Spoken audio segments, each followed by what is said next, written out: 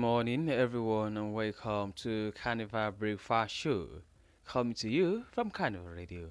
And this is newspaper review. My name is Joseph Oyukola. Good morning and welcome once again.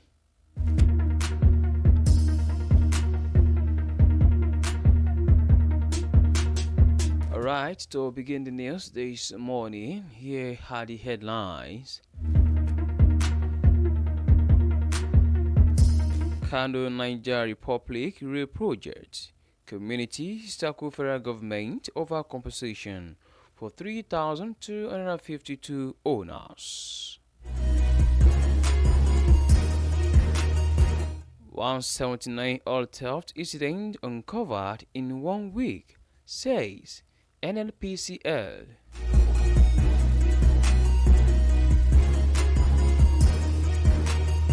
Delta Court stripes ex-minister Agbabu of traditional title. Telecoms, NLC, TUC, CNG, others reject 50% tariff hike.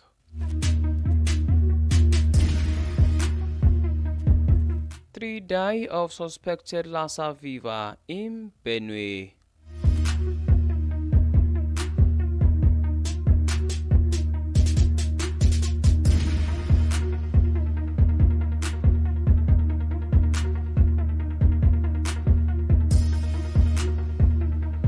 Now to the news in details.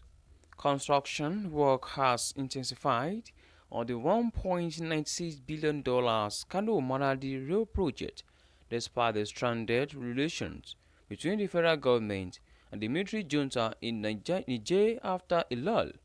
The Nigerian government had accused Bola Tinubu administration of plotting to stabilize the francophone country. The project, partly financed by the African Development Bank, will run through 122 communities in 25 local government areas across 3 states in Nigeria and 11 communities in 3 common communes in Niger Republic, approved by the Federal Executive Council in September 2022. The 283.75 km standard gauge railway line will connect Kano, Katsina, and Jigawa State in Nigeria with Maradi in Niger Republic.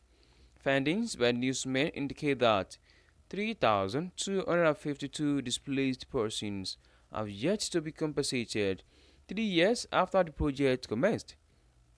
A settlement audit report prepared by the project consultant Windfall Safeguards Limited said the victims include farmers whose farmlands are on the rail line's right of way, and several residents who had been forced to leave their ancestral homes. The rail project, which would be completed in 2026, was expected to displace 12,695 homes and 2,064 assets on the railway corridor, according to a study commissioned by African Finance Corporation. Out of the 20.325 billion earmarked for asset evaluation, 12.307 billion naira had been paid to 16,032 of the 19,248 enumerated persons. However, about 5,531 persons are dissatisfied with the compensation paid to them. Also, residents of Dali, Yamawa, Wazamai, Tusoji, Vitare, Walare, Fuji, Dahenji, Yamal, Munduru, Dubi, Guru, Gamoji communities within the rail corridor in Kano State complained about the meagering compensation they were paid for their assets. This news was sourced from the Punch newspaper.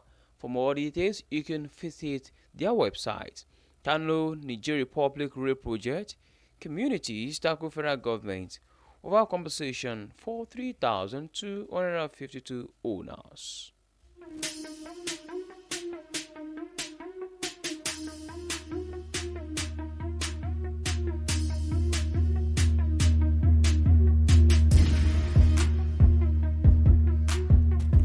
Meanwhile, Nigerian National Petroleum Company Limited says It uncovered 179 incidents of crude oil theft in the past week.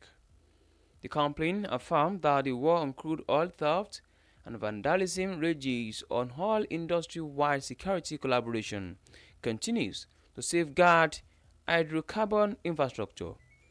A video released by the NRPC shows the incidents recorded between January 11 and 17 across the Niger Delta region, with 29 illegal pipeline connections and 55 illegal refineries reportedly uncovered within the period. The state-owned energy firm disclosed that security forces in Bayelsa and Abia State uncovered the illegal pipeline connections and swiftly conducted repairs on them.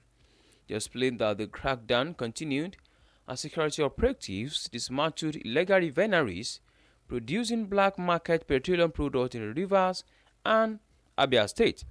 It was said that the week also revealed hidden storage sites used for illegal activities in Rivers and other locations in Abia. On the road, security teams reportedly intercepted and seized vehicles loaded with stolen crude oil in Rivers, Bayelsa, and Abia, while wooden fiber boats packed with stolen crude oil were confiscated on the waterways.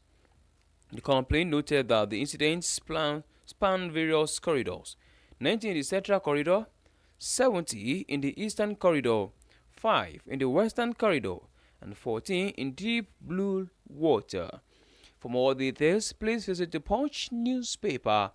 179 oil theft incidents uncovered in 1 week, says NLPCL.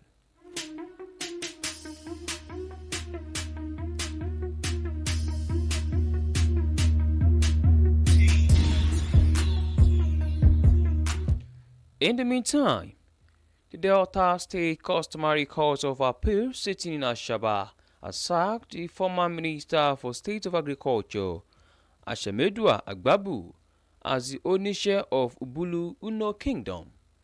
Agbabu was the minister during the former President Olusegun Obasanjo's administration. There has been lingering discussion over the traditional title Onisha Kingmaker of Ubulu Uno in the Oniocha South local government area of Delta State.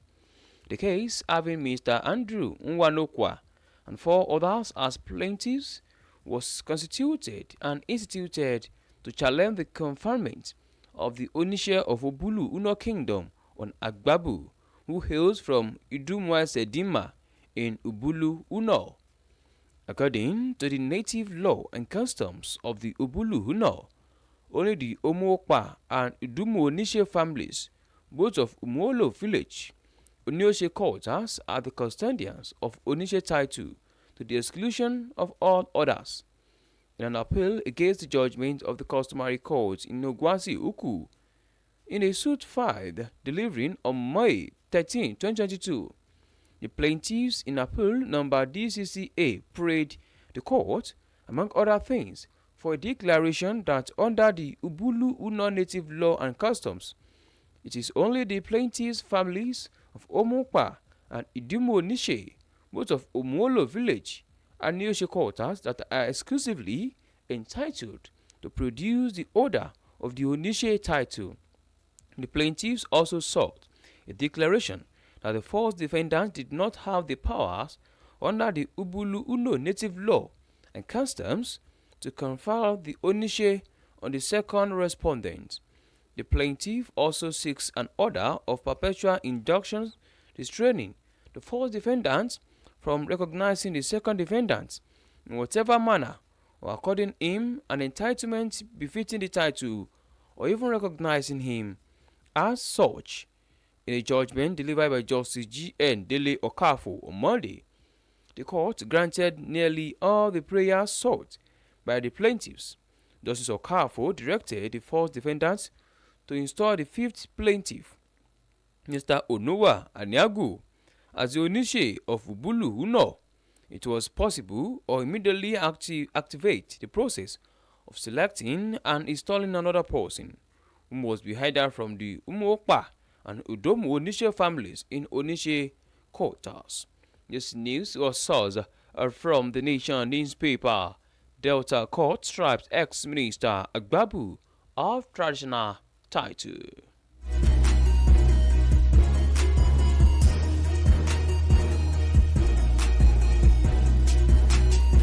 In another development, outrage yesterday through the federal government's approval of 50% hike in telecommunications tariff, with Nigerian Labour Congress (NLC) rallying Nigerians to reject another harsh burden and threatening to mobilize workers to boycott telecom services. This is as George Trade Union Congress of Nigeria (TUC) described the tariff that will begin next month as outrageous, lamenting that it will worsen the harsh living conditions of workers and Nigerians. Similarly, the coalition of northern groups (CNG) rejected the hike, which itself was ill-timed and did not consider the plight and suffering of Nigerians, even as the Human Rights Association of Nigeria (URIWA) described the hike as an illegal, unconstitutional, and oppressive policy that undermines Nigerians' fundamental rights and freedoms. URIWA also accused the federal government of further impoverizing citizens through a policy that stifles freedom of expression and access to essential communication services. Recall that the Nigerian Communications Commission (NCC) had on Monday approved the rise in tariffs for telecom operators by 50% against the 100% rise demanded by the operators. This immediately drew the aid of the Consumer Association, which described the government approval as not only punitive but also insensitive. This news was sourced from the Vanguard newspaper, Telecoms, NLC, TUC, CNG, others. Just 50% tariff hike.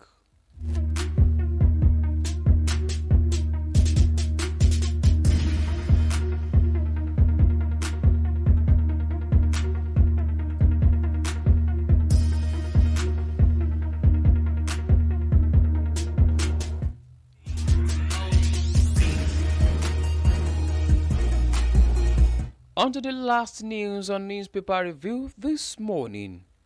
Benue State government has confirmed 3 persons dead among 12 cases of suspected Lassa fever within 1 week. Dr. Yama Otese, the State's Commissioner for Health and Human Services, made the disclosure on Wednesday.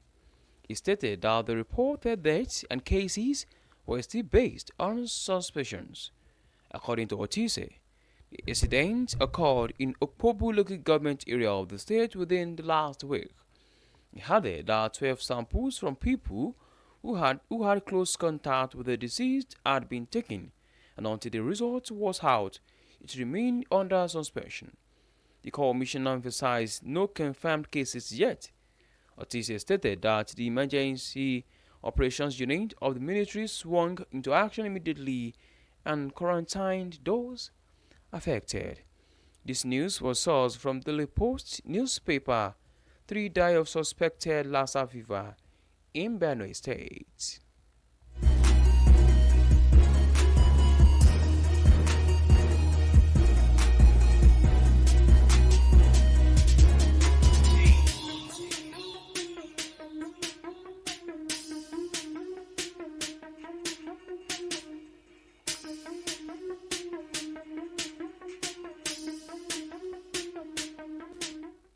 To bring the newspaper review to a close this morning, here is a recap of headlines.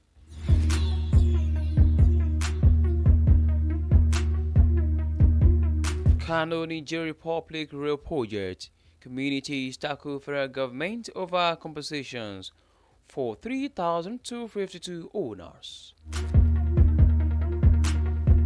175 oil theft incidents uncovered in 1 week, says NNPC Health. Delta Court stripes ex-minister Agbabu of traditional title. Telecoms, NLC, TUC, CNG, others reject 50% tariff hike. 3 die of suspected Lassa fever in Oyo State. And with that, we've come to the end of this newspaper review. Of course, for more details on those news, you can visit their website, Punch News newspaper. You can visit Daily Post newspaper. And of course, you can visit Vanguard newspaper. Thank you very much for listening. You can download Carnival Media app on Google Play Store and app iOS. You can also check out our website at www.carnival.ng. My name remains Joseph Oyukola. Good morning, and please do well to enjoy the rest of your day.